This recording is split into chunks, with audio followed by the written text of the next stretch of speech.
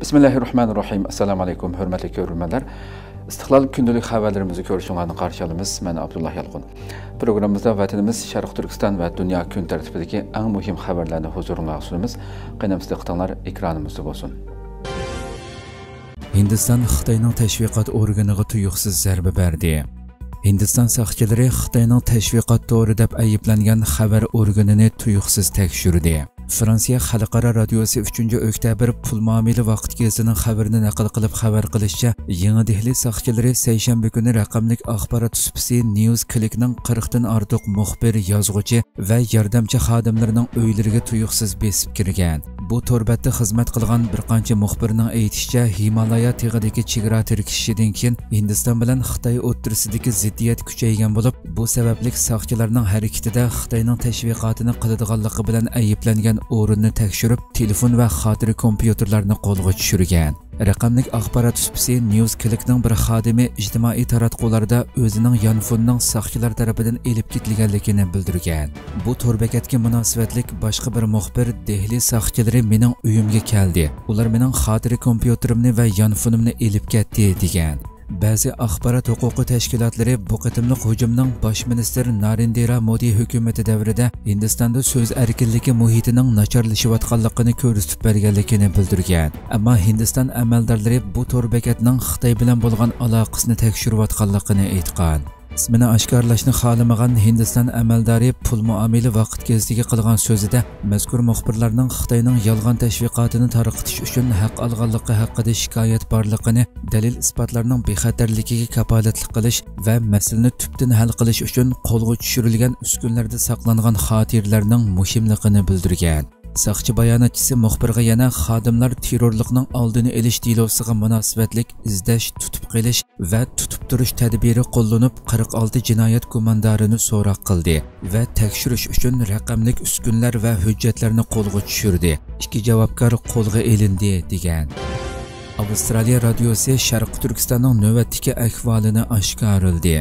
Yaqinqi yillardan buyon Sharq Turkistonda o'tkazayotgan jinoiy qilmishlari xalqaro jamiyatda izchil kun tartibga kelishi sababli Xitoy kuchli besimga duch kelmoqda va xalqaro jamiyatni aldash orqali besimdan qutulish uchun yolg'on tashviqotlari va chet el organlarini Sharq Turkistonga taklif qilish orqali ko'z boyashga urinib kelgan bo'lsa-mu, lekin yanada haqiqatni o'ttirg'a qo'yib kelayotgan nufuzli axborotlar Xitoyning tipirlashlariga zarba bermoqda. Bunun cümlesinden Avstraliya radio şirketi ABC Xitoyning Sharq Turkistonda ijro qilayotgan jinoiy qilmishlarini izchil davomlashtirayotganligini oshkorladi.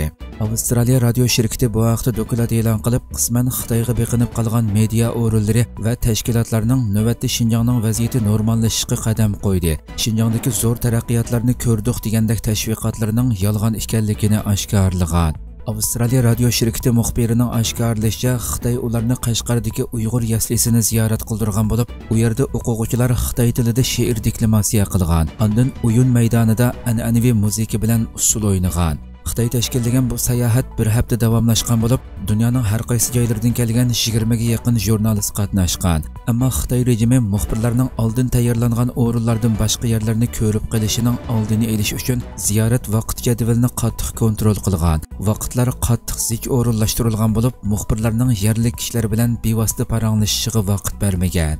Uyg'ur kishilik huquq qurilishi tadqiqot va tashviqot bo'limining muavin mudiri Peter Ervinning qarashicha, ba'zi organlarning Xitoyni aqlab tilga olgan so'zlari Xitoy rejimi belgilagan bayonlar va Xitoyning maqsadiga mos keladi ekan. Uning oshkorlashicha, Xitoy rejimi Sharq Turkiston xalqini rahimsiz jazolab, hamisha qo'rqitib turganligi sababli hamma xalq tashvishda yashaydi ekan. Ular tashvish ichida yashag'achqa xato gap qilishdan, xato holda boshqalar bilan uchrashib qilishdan yoki chet ellarda boshqalar bilan aloqa qilishdan qattiq qo'rqadigan bo'lib ketgan. Doklad yana Xitoyning Xinjiang xalqi erkin holda diniy faoliyatlarini o'tkazib, ozoda muhitda yashaydi degan sapsatisiga tuvandagi po'latdek paketlar orqali javob bergan. Qashqarda namozga azon o'qish cheklandi. Uzun soqol qo'ygan erlarni va hijoblangan qiz ayollarni ko'rish mumkin emas. Qashqarda Qur'oni Karimni sotadigan bir odamni topolmadik. Demak, necha yuz yillik islom tarixiga ega bir rayonda Qur'oni Karim topqili bo'lmaslik normal ahvolmi? Aslida 5000 musulmon namoz o'qiydigan 600 yillik tarixga ega Heytgoh masjidida namoz o'qiydigan odamni ko'rgili bo'lmaydi ekan.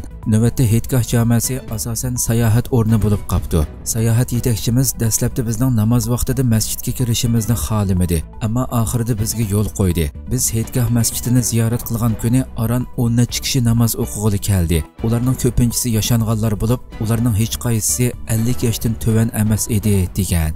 Muxbirning aytishicha, Xitoy rejimi sayohatchilarning oldiga Heytgoh masjidining imomi Mehmet Jumani chiqarib qo'ygan bo'lib, Mehmet Juma ularga Xitoy yodlatqizayotgan yolg'on tashviqotlarni takrorlab bergan. Xitoy rejimi Sharq Turkistondagi irqiy qirg'inchilik jinoyatini yoshirish uchun yaqinqi yillardan beri xalqaro sayohat o'maklarini taklif qilib, oldin tayyorlangan yolg'on sahnalarni va cheklik o'rinlarni ziyorat qildirib, ko'zbo'yamchilik qilish uchun butun kuchi bilan tirishmoqda.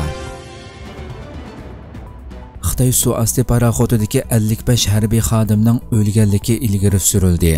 Xitoyning yadro energiyalik bir suvosti paraxotining Seriq dengizdagi dushman suvosti paraxotlari uchun qurilgan tuzoqqa tushib qilib, 55 kishilik paraxot xodimining o'lganligi ilgari surildi. Türkiye Avaz Radyosu xabarida bildirilishicha, Angliyaning Times gazeti va Kundalik pochta gazeti qatorliqlarning Angliya davlat bexatarlik idorasi xodimlarining pash qilganligi ilgari surilayotgan maxfiy kodliq dokumentni asos qilgan xabarlarga asoslanganda, Xitoy dengiz armiyasi yadro suvosti paraxoti 21 avgust Shandong o'lkasi dengiz tavalligida Langar va Zanjir deb ataladigan suv ostidagi to'siqiga tushib qolgan. Mazkur davlat bexatarlik dokumentida Amerika va uning ittifoqdoshlarining suvosti paraxotlari uchun qurilgan qiltaqqa tushib qolgan Xitoy suvosti paraxotining 6 soat bo'yicha suv yuziga chiqolmaganligi, batareyasi xo'rab, oksigen sistemasi ishlamaganligi uchun paraxotning kapitani polkovnik Shu Yongping qatorliq 22 ofitser, 7 nafar o'quvchi ofitser, 9 yordamchi ofitser va 17 askar bo'lib, jami 55 kishilik paraxot xodimining oksigen yetishmay o'lganligi ilgari surildi. Kundalik pochta gazetining ziyoratini qabul qilgan bir Angliya suvosti paraxoti askari vaqa yuz berganda Xitoyning xalqarodan qutqizish yordami talab qilishni xohlamagan bo'lish mumkinchiligi borligini o'tirg'a qo'ydi. Xitoy bu vaqani texi jazmlashtirmadi. Angliya xon jamiyati dengiz armiyasi bu haqda gazetlarga bayonot berishni rad qildi. Vaqa yuz berganda Xitoydagi ijtimoiy taratqularda bir yadro suvosti paraxotining Seriq dengiz atrofida yoki Tayvan bo'g'izida hodisaga uchraganligi to'g'risida mish-mish paranglar tarqalgan edi. Yaponiyaning yangi davlat mudofaa vaziri Amerika-Yaponiya ittifoqini kuchaytirmoqda. Yaponiyaning yangi davlat mudofaa vaziri Amerika-Yaponiya ittifoqini kuchaytirish uchun tunji qatim Amerikada ziyoratda bo'lib, Amerika ishlab chiqargan chorlug'icha boshqariladigan bomba setib olishni qaror qildi. Amerika ovozining xabarida bildirilishicha, Amerika davlat mudofaa ministri Lloyd Austin 5 burchakli binoda Yaponiya davlat mudofaa vaziri Minoru Kihara bilan ko'rishgan. Ikki taraf Hind-Tinch okean rayoni va Tayvan bo'g'ozining tinchligi va muqimligining muhimligini qayta ta'kidlagan. Yaponiya yana Amerikada yasalgan chorlug'icha Tomahawk boshqariladigan bombalarni muddatdan 1 yil burun setib olishni qaror qilgan. 5 burchakli bino e'lon qilgan bayonotga asoslanganda, Austin Amerikaning Yaponiyani qo'g'dashdagi tavranmas va'dasini qayta ta'kidlagan. Ikki taraf ikki davlatning Amerika-Yaponiya ittifoqdoshligini kuchaytirish, tinchlik va muqimlikni ishga oshirish uchun va'da berganligini muayyanlashtirgan holda, bu ittifoq erkin va ichib etilgan Hind-Tinch okean rayonining tinchligini qo'g'daydigan va tahdidlarga qarshi o'rtaq tarixiy harakatlantirgich kuchga ega deganlarni ta'kidlagan.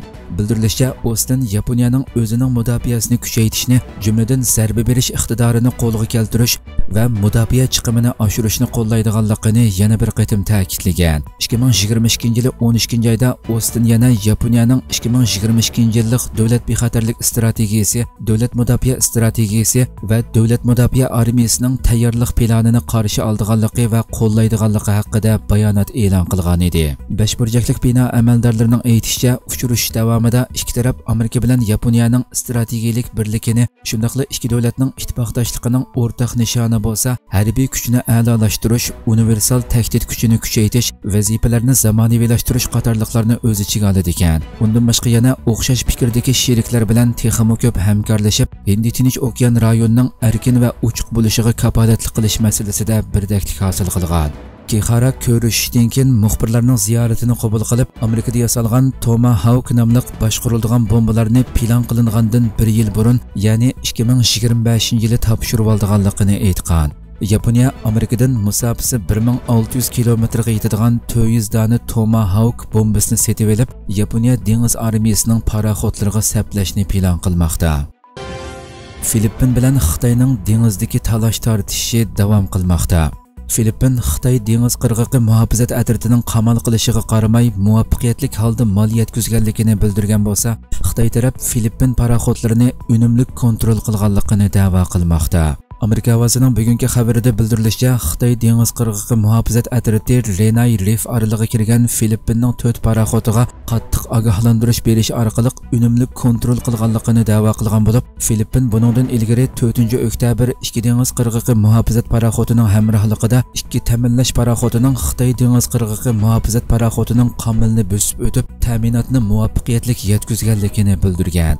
Talash tortishdagi dengizga mas'ul Filippin hukumat organi bayonotida, garchi Xitoyning dengiz qirg'oqi muhofazat paraxodi va Xitoy dengiz armiyasi qurolli paraxodlari doimliq harakat qilish va orqa saf ta'minoti to'liqlash vazifasini to'sish, parakandichilik selish va aralashishga uringan bo'lsa-mu, biroq Filippinning 2 paraxodi Filippin askarlariga yetkazadigan ta'minotni yetkazib berdi degan. Bayonotda yana Filippinning askarlarni ta'minot bilan ta'minlash vazifasini ado qiladigan qo'g'dash paraxodining dengizda harakat qilishi davlat ichi va xalqaro qonunlarga uyg'un ekanligini, bu harakatning askarlarimizning bexatarligi va ehtiyojlariga kafolatlik qiladigan doimliq harakat ekanligini bildirgan. Ma'lum bo'lishicha, Filippin bayonotida Xitoy dengiz qirg'oqi muhofazat paraxodining mashg'ulotiga oid boshqa tafsilotlarni tilga olmagan bo'lsa-mu, ammo Filippin ilgari Xitoyning xalqaro dengiz bexatarlik belgilamalariga xilof holda xatarlik harakatlarni qilganligini ayiblagan edi. Turkiya Iroqning shimolidagi terrorchilarning uvilarini bombardimon qildi. Iroqning shimolidagi Matina, Xaqoruq, Gara, Qandil va Asos rayonlaridagi terrorlik nishonlariga qarshi elib berilgan havo harakatlarida jami 58 nishon vayron qilindi. Nurg'un terrorchilar bartaraf qilindi. Turkiya ovozi radiosi xabarida bildirilishicha, Turkiya Davlat Mudofaa Ministrligining ommaviy o'rtoqlashish to'rbetidagi sahifasida bu vaqtda e'lon qilingan bayonotda bo'lgunchi terrorlik tashkiloti PKK, KJK va boshqa terrorchilarni yo'qotib, Iroqning shimolidan Turkiya xalqiga davlat xavfsizlik kuchlariga qaratilgan terrorlik hujumlarini bartaraf qilish, chegara bexatarligiga kafolatlik qilish uchun Birlashgan Davlatlar Tashkilotining 51-moddasidagi o'zini qo'g'dash huquqiga asosan Iroqning shimolidagi Matina, Xaqoruq, Gara, Qandil va Asos rayonlaridagi terrorlik nishonlariga Anqara vaqti soat 19 da havo hujumlari elib berildi deyilgan. Bayonotda yana havo hujumlari davomida bo'lgunchi terrorlik tashkiloti PKK, KJK terrorchilari foydalanayotgan ichida terrorchilarning katta boshlarmi bor bo'lgan G'arb panohjoy va qurol yarog' iskilotlardan tashkil topgan jami 58 nishon yer bilan yakson qilib o'tildi. O'q-dorilar vayron qilindi. Nurg'un terrorchilar bartaraf qilindi degan iboralar o'rin oldi. Hurmatli ko'ruvchilarimiz, shunday qilib bugungi xabarlarimiz mush yerda oxirlashdi. Atigi programmamizni ko'rishguncha omon bo'linglar. Assalomu alaykum va rahmatulloh.